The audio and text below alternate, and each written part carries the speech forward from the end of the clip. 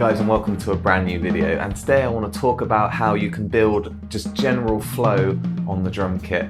Now, general flow, what do I mean by that? It's a very elusive term when someone says, oh, you have great flow, and this it really is down to any type of musician, a piano, guitarist, singer, drummer. When someone says you have great flow, sometimes that's a little bit hard to define. And it's like when someone says to you, oh, I love your groove, like the way you groove is amazing. Well, the word groove is also a very general term. So what I wanted to do today is just talk about the word flow, a couple of key concepts that have helped me to become a more well-rounded player, and it's something that I do continue to do as well. So I work on these points whenever I can.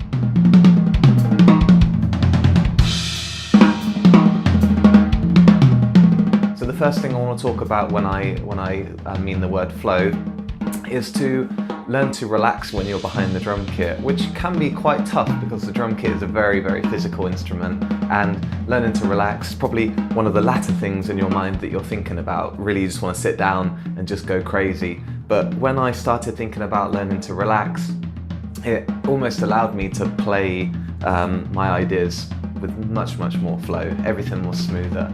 My muscles weren't as tense, I could play faster, I could play for longer, my stamina increased, and this is just all down to staying relaxed. You know, nice posture behind the kit, learning to breathe while you're playing. I almost take like a sportsman approach with this, like an athlete. So imagine a 100-meter sprinter, and if they're incredibly tense while they're running, they're going to find that their muscles aren't working as efficiently as if they were relaxed. Now, I get it, you know, like learning to relax also means you need really good technique as well, but this is just something that you can, you know, gradually build up over a number of years on the drum set. So staying relaxed is a really, really big component of what it means to have nice flow on the drum kit.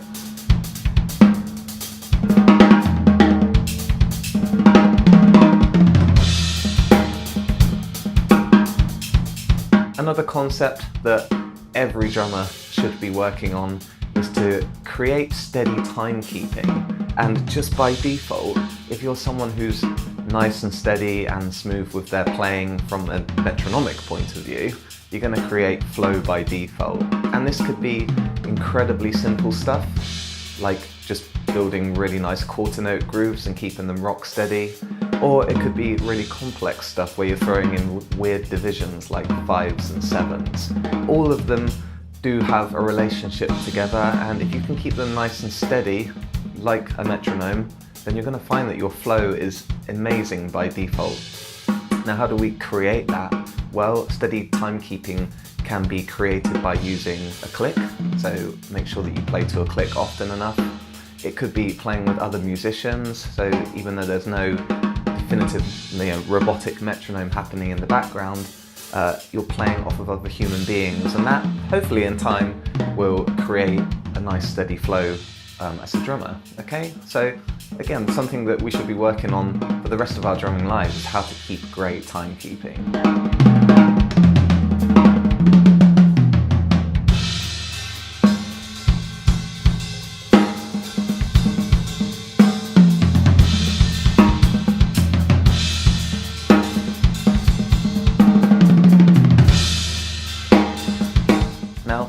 Another one which is incredibly prevalent, especially if you want to be someone who's good at sight reading, is learning how to relate all the subdivisions in the music rhythmic world.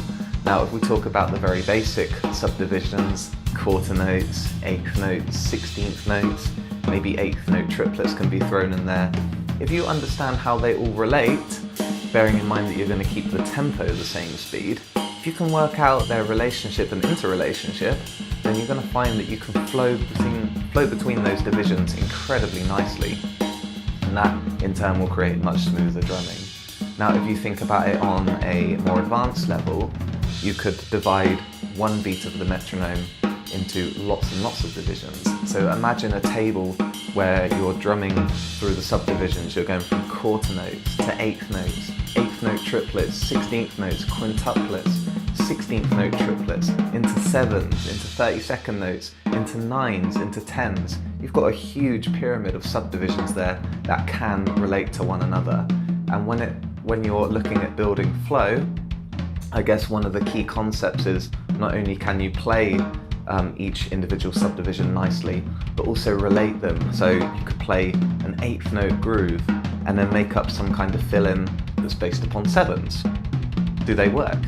Do you notice that you're catching the one when you start playing to the metronome again? So that kind of thinking, even though it's rather vast and can be quite scary to try and relate all of those subdivisions, it's almost a lifetime of work. But if you start thinking about that relationship, then you're going to flow naturally anyway. You know, sometimes it's not worth putting a metronome on when doing this. Sometimes you can just do it by pure feel. Can you go from a triplet fill groove into a 16th note fill in? That kind of stuff. So for me, relating subdivisions is something that I am doing and will always continue to do to create more flow on the drum kit.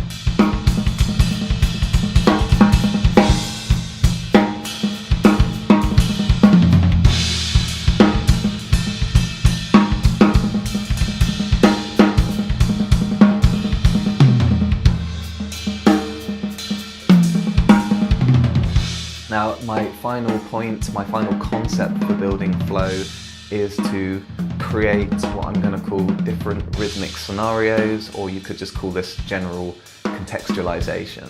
So when I say building rhythmic scenarios, it's just creating a quick scene where you can try a particular idea out, and as a nice default repercussion, you're going to get really good at your flow on the drums. So let's think about what I mean, and I get all my students to do this all the time whenever we learn like a new groove or a new fill-in.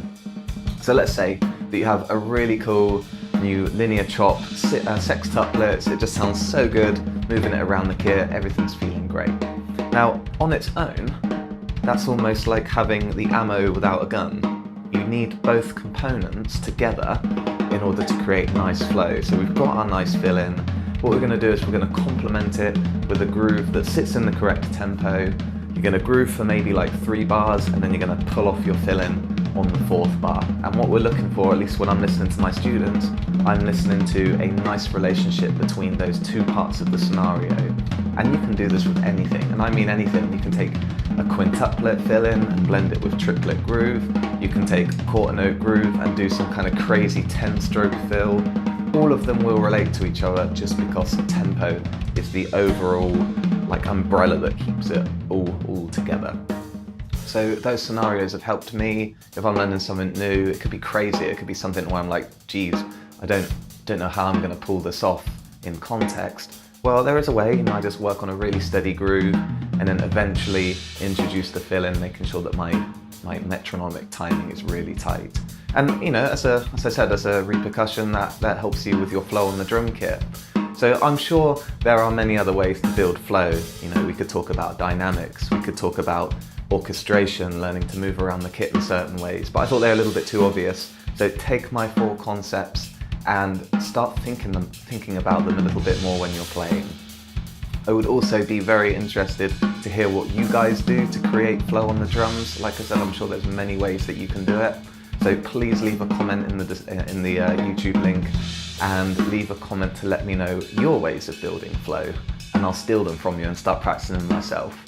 Anyway guys, thank you very much for listening today. I hope you've enjoyed the video and it's got you thinking about how you can become a more free-flowing, smoother player on the drum set. If you like this kind of content, then please hit like and subscribe on YouTube, and all my social media links will come up on the screen in a moment, so please follow me. And please feel free to share this video as well. Anyway guys, I'll see you real soon. Good luck with building flow on the drums.